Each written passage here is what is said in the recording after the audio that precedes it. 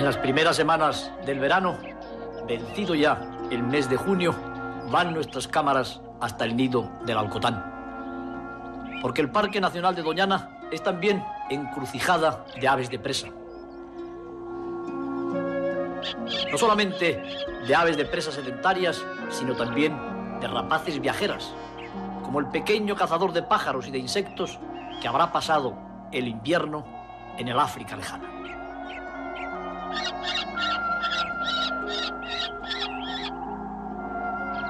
Después de 4 semanas de incubación, ha tenido lugar esa misma mañana la eclosión del primero de los huevos del Alcotán.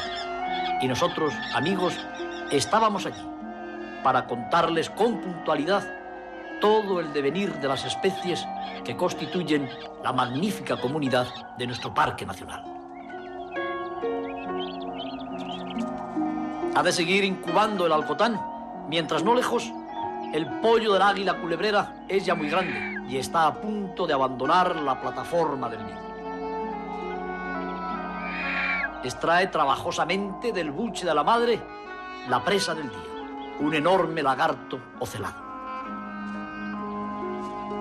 Pero tiene lugar un acontecimiento en estos días en las aguas que se van mermando ya en la marisma y que obligan a determinadas especies a concentrarse en los lucios y en las lagunas. Es el mejor momento para sorprender a los calamones, a los llamados gallos azules por los marismeños. Es esta un ave prodigiosa, un ave que por desgracia está disminuyendo en toda Europa occidental. Podríamos decir que prácticamente es esta ya la última colonia estable, con 500 parejas aproximadamente. Y podemos nosotros comprobar que su alimentación, en la que utiliza perfectamente las garras, es básicamente vegetariana. Concretamente, los tallos de las eneas y otras plantas acuáticas.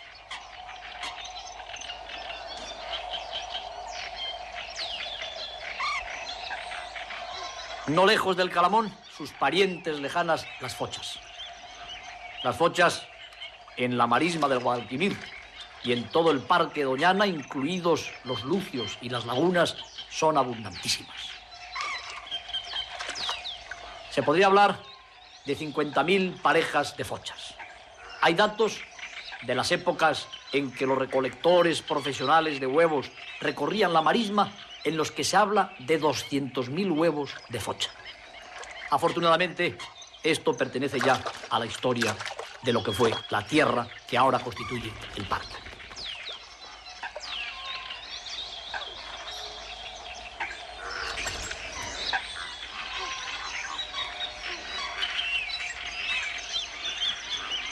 Los dedos lobulados de la focha, sorprendente procedimiento para ampliar las posibilidades natatorias, se ven perfectamente en este fotograma. Mientras la hembra del pato colorado avanza con sus pequeños en aguas abiertas.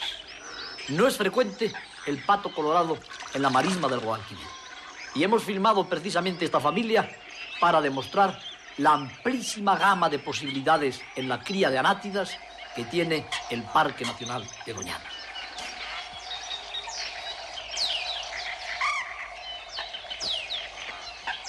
Para buscar grandes colonias de patos colorados habría que irse a las lagunas esteparias.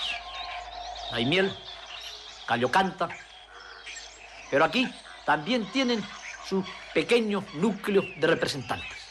Otro dato importantísimo. Este, amigos, es un macho de Ana de Real que ya se ha desprendido de las plumas que lo hermosean en la época nupcial. Está en plumaje de eclipse. Va a comenzar muy pronto la mancada, es decir, la muda masiva de las plumas rémiges y caudales. En Doñana, precisamente, se alberga la mayor población de patos en muda de toda España.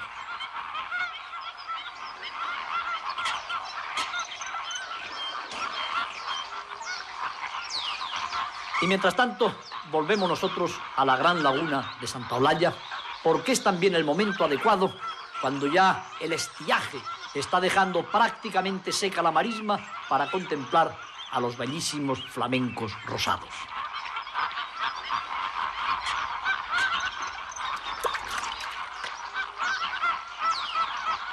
La historia de este ave flamígera que en tiempos históricos, en época romana, era frecuentísima en el Mediterráneo, es también dramática.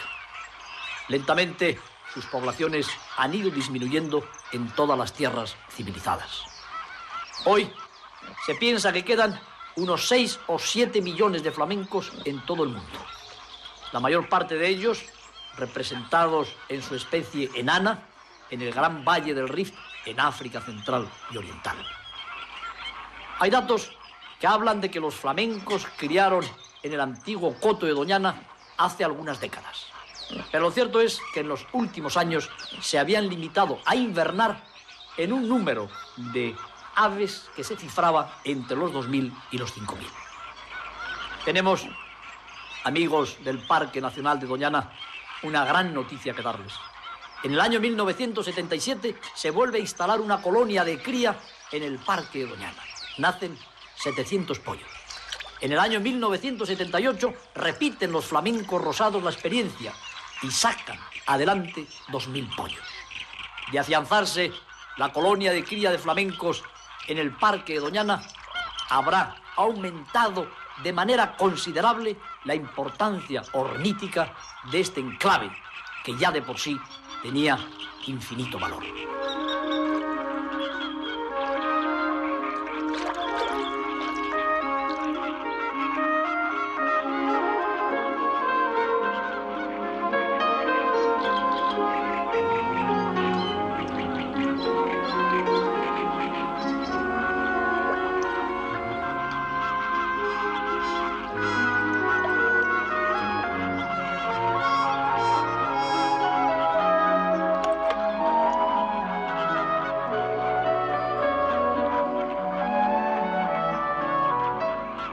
Perfectamente adaptados a la vida en las lagunas superficiales, perfectamente capacitados para alimentarse con esos pequeños animalillos que viven en estas aguas cálidas y muchas veces salinas, los flamencos creemos que están llamados a constituir una importante parcela de la vida en la marisma del Guadalquivir.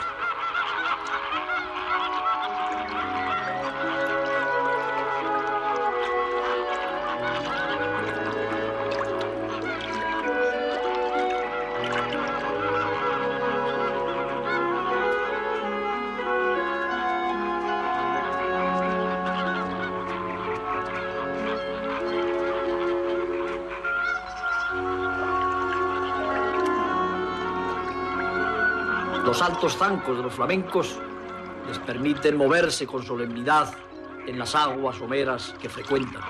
Su pico, que tiene la peculiaridad de que la móvil es la mandíbula superior y no la inferior como en el resto de los vertebrados, les permite filtrar mediante un movimiento de émbolo de la lengua todo ese plancton, podríamos llamarle macroplancton, que se da en las aguas salobres, calientes y someras de gran parte del mundo.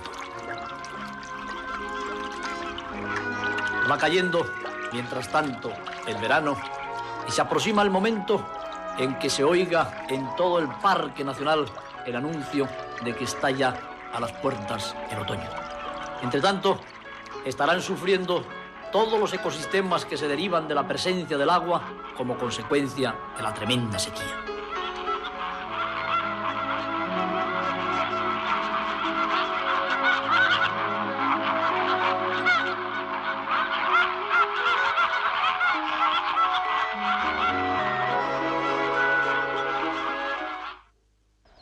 También uno de los pollos de las 8 parejas de águilas imperiales que se albergan en el Parque Nacional de Doñana está terminando su desarrollo.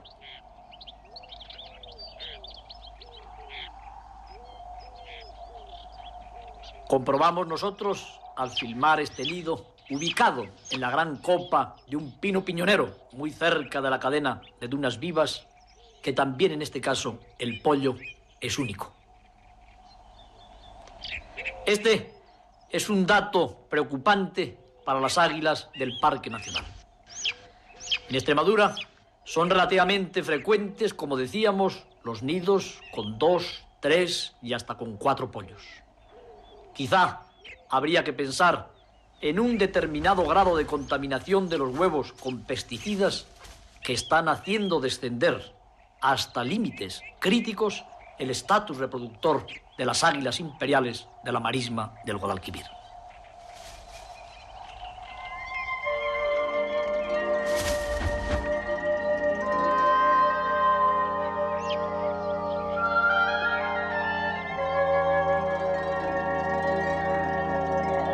Pueden comer ya solos, en esta etapa de su desarrollo, los pollos de las águilas imperiales. Con ello, fortalecen los músculos de sus tarsos y tibiales y de la espalda y el cuello. También en el nido del parque de Alcornoques, próximo a la marisma, el príncipe de Doñana está llegando al término de su desarrollo.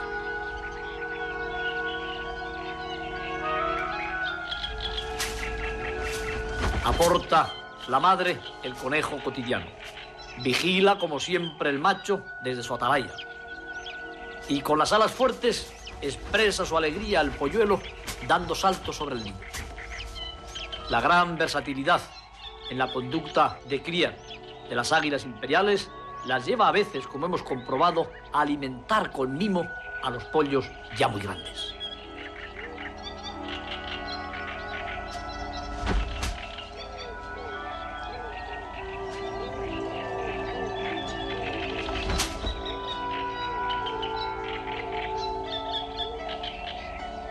Y no dejarán, en cualquier caso, de limpiar la plataforma del nido con los tubos digestivos y los restos viscerales de las presas.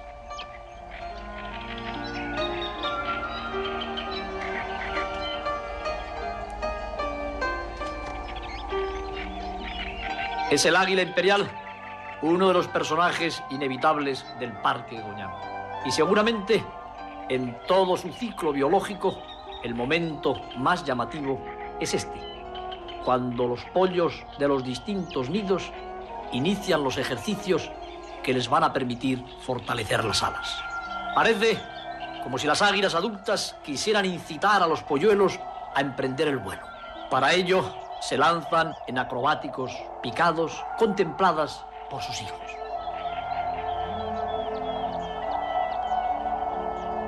Y ciertamente, los aguiluchos responden sobre todo al estímulo de la brisa de cada tarde.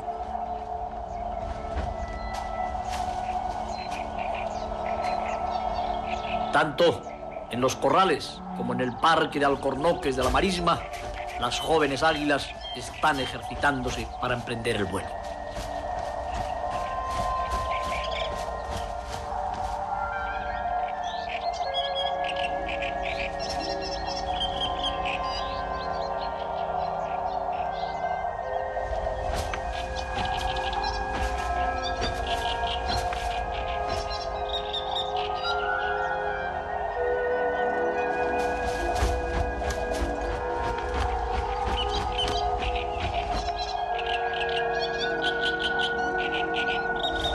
Es incierto el destino de estos especímenes juveniles de las águilas imperiales. Algunos de ellos han venido a morir por choque con algunas líneas de tendido eléctrico que están situadas cerca o dentro del Parque Nacional. Otros han sido incluso cazados en cotos próximos, pese a nuestra ley que protege a todas las rapaces diurnas y nocturnas. Del porvenir de las jóvenes águilas imperiales nacidas en Doñana, en Extremadura y en los escasos puntos de la península donde viven nuestras últimas 50 o 60 parejas, depende el que esta especie sobreviva o se extinga.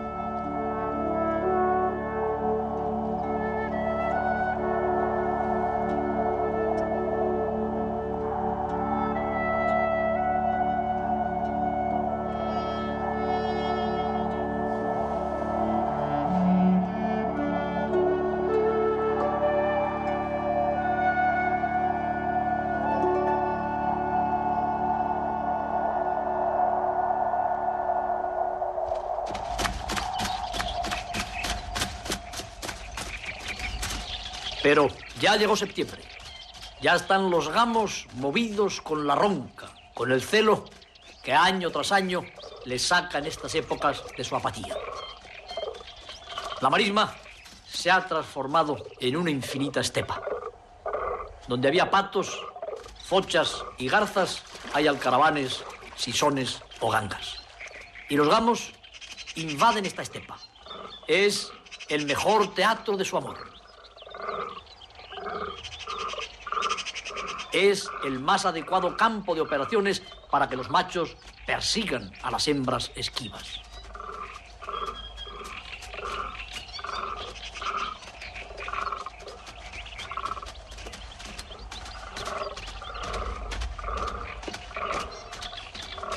Están tratando los gamos, en la primera fase de sus amores, de constituir sus harenes, de reunir el mayor número de hembras que puedan, los machos mejor dotados, los triunfadores en los combates, por cierto, no demasiado frecuentes en la marisma. Este es otro mundo, amigos míos. Ya no existe una gota de agua aparte de algunos lucios y de las lagunas. Estamos ahora con un paisaje que se nos antoja africano. Únicamente la presencia de estos cérvidos nos hace comprender que seguimos en Europa meridional. El gamo, que fue introducido en el coto de Doñana, igual que en toda Europa, ya que se extinguió y en tiempos históricos fue transportado desde sus últimos reductos en Asia Menor hasta todos los lugares donde ahora vive la especie, nos brinda esta prodigiosa exhibición que trata de llamar la atención de sus congéneres para decirles que hay algo insólito y turbador. Precisamente, amigos, la presencia de nuestra cámara. Ese paso ritualizado, esos saltos con la cola levantada, es una manera que tienen los gamos de transmitir una alarma de no mucha intensidad, en este caso, a sus congéneres.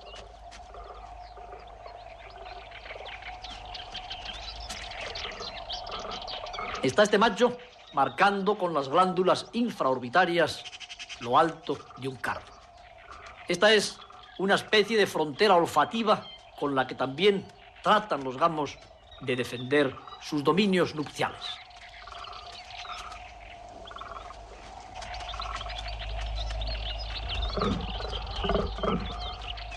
Los gamos son abundantes en Doñana. Los gamos que no están sometidos a la presión de otro depredador que el humano, en las cacerías que tienen o han tenido lugar en las cercanías del parque, cuentan únicamente con el acoso del lince. Pero este depredador mata pocos especímenes y únicamente recentales o hembras.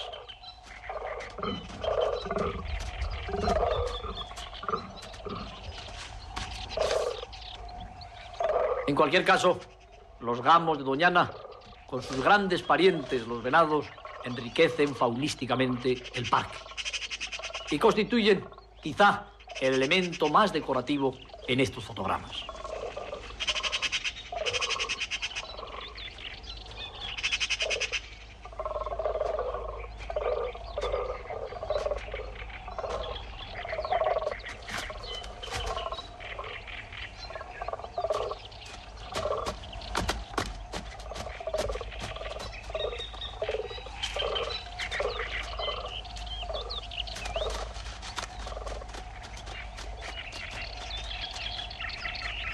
Perfectamente adaptados a los magros pastos mediterráneos, prosperan estos ungulados y alcanzan relativamente mayor importancia como trofeos que los venados.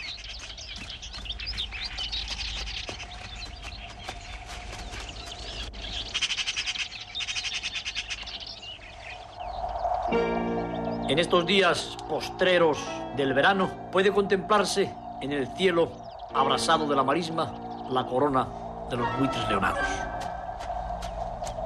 El cadáver de un gamo, quizá una vieja hembra, un macho exhausto por las paradas nupciales. Y los buitres que lenta e inexorablemente irán cayendo sobre la carroña.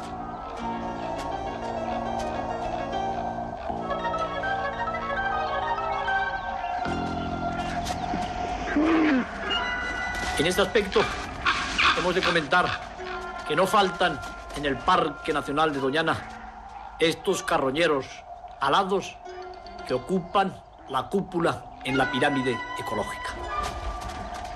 Para su nutrimento dependen no solamente de los ungulados salvajes, como gamos y venados, sino también de las vacas y de los caballos, que constituyen un capítulo faunístico de gran importancia en el Parque de Doñana.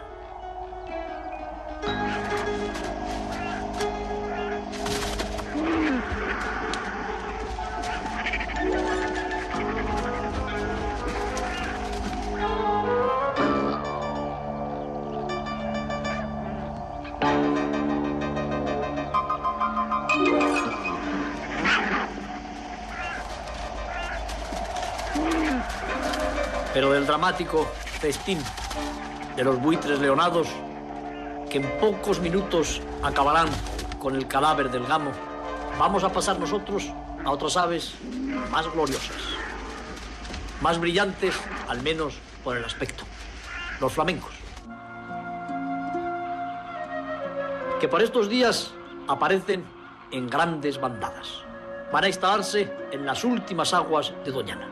Van a pasar aquí el otoño y quizá una buena parte del invierno. Ahora se quedarán importantes grupos de flamencos para nidificar en el Parque Nacional.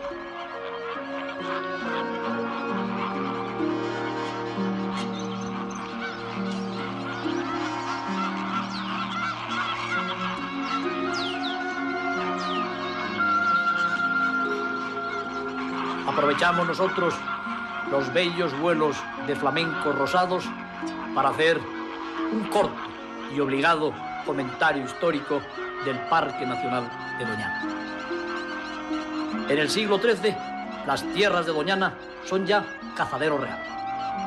Sancho IV el Bravo regala a Guzmán el Bueno el predio cinegético en 1294, como recompensa a su heroica y conocida gesta.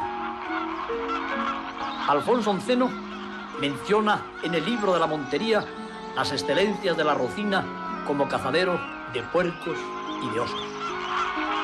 Durante el reinado de Felipe II, los montes marismeños reciben el nombre de Coto de Doñana. Parece ser que como consecuencia de la larga estancia de doña Ana Gómez de Mendoza, hija de la princesa de Éboli, en las tierras marismeñas.